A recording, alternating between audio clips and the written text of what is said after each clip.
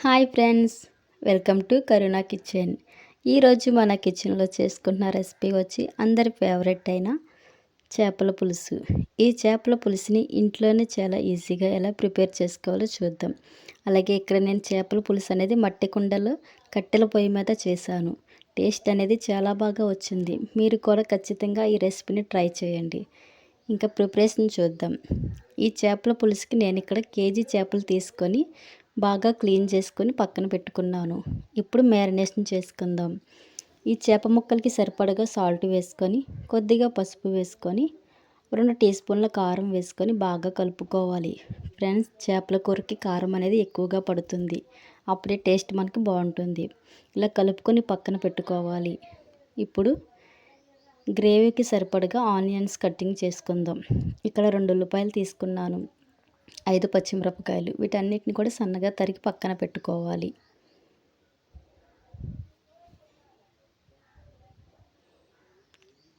ఇలా సన్నగా తరిగి పక్కన పెట్టుకున్న తర్వాత ఇప్పుడు మనం కట్టెల పొయ్యిని వెలిగించుకుందాం.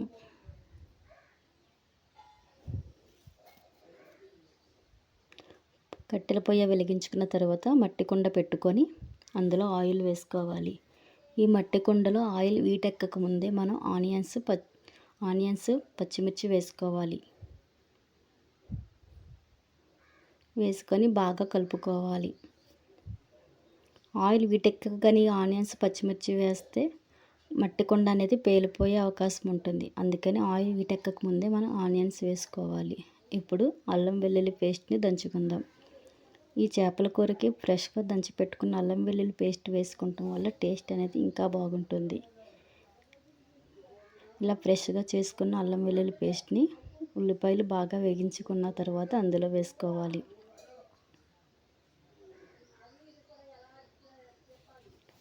అల్లం వెల్లుల్లి పేస్ట్ బాగా వేసుకొని పచ్చివాసన పోయేంత వరకు కూడా వేయించుకోవాలి.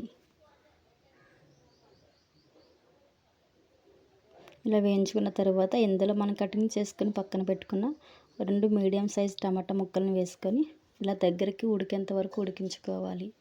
ఇప్పుడు ఇందులో 1 టీ స్పూన్ పసుపు వేసుకొని తిప్పుకోవాలి. అలాగే ఈ గ్రేవీకి సరిపడగా సాల్ట్ అనేది యాడ్ చేస్తున్నాను. 2 టీ స్పూన్ల రెడ్ చిల్లీ పౌడర్ వేసుకొని మరొకసారి తిప్పుకోవాలి. గ్రేవీకి సరిపడగా వాటర్ వేసుకొని ఈ వాటర్ అంతా కూడా బాగా ఉడికించుకోవాలి. మనకి గ్రేవీ ఉడికించుకున్న తర్వాత ఇక్కడ మనం చింతపండు నానబెట్టుకుందాం. నేను ఒక పెద్ద నిమ్మకాయ సైజ్ అంత చింతపండు నానబెట్టుకున్నాను. ఇక్కడ గ్రేవీ అనేది బాగా ఉడికింది. ఇప్పుడు ఇందులో మనం ముందుగా మసాలా కలిపి పెట్టుకున్న చేప ముక్కలను వేసుకోవాలి.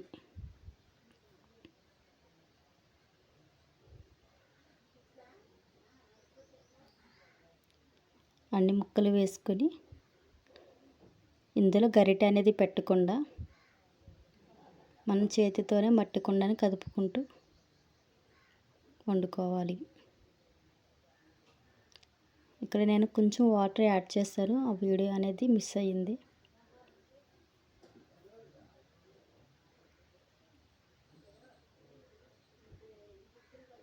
ఇలా కలుపుకొని మరొకసారి మూత పెట్టి ఉడికించుకోవాలి.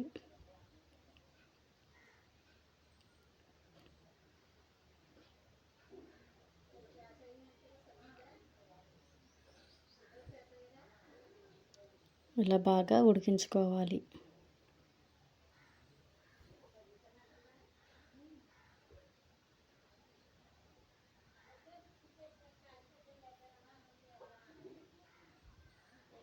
ఇప్పుడు మసాలా ప్రిపేర్ చేసుకుందాం.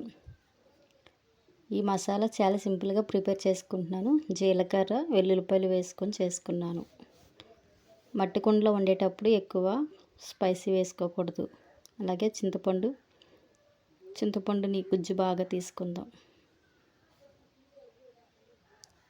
మనకి ఇక్కడ సగం ఉడికిన తర్వాత మనం ముందుగా తీసుకున్న చింతపండు రసం అనేది యాడ్ చేసుకుందాం.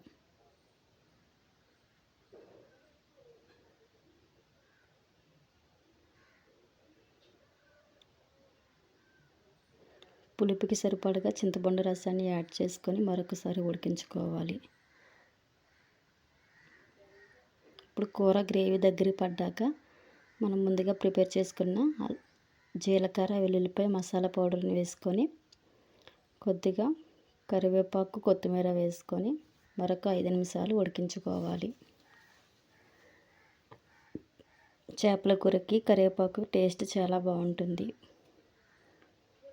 ఇలా ఉడికించుకుంటే మనకు ఒక 5 నిమిషాల్లో కర్రీ అనేది ఇలా దగ్గరగా అవుతుంది. అంతే ఫ్రెండ్స్, వేడి వేడి చేపల పులుసు రెడీ అయిపోయింది. మన వీడియో కనుక మీకు నచ్చినట్లయితే మన ఛానల్ని సబ్స్క్రైబ్ చేసుకోండి ఫ్రెండ్స్. ఓకే.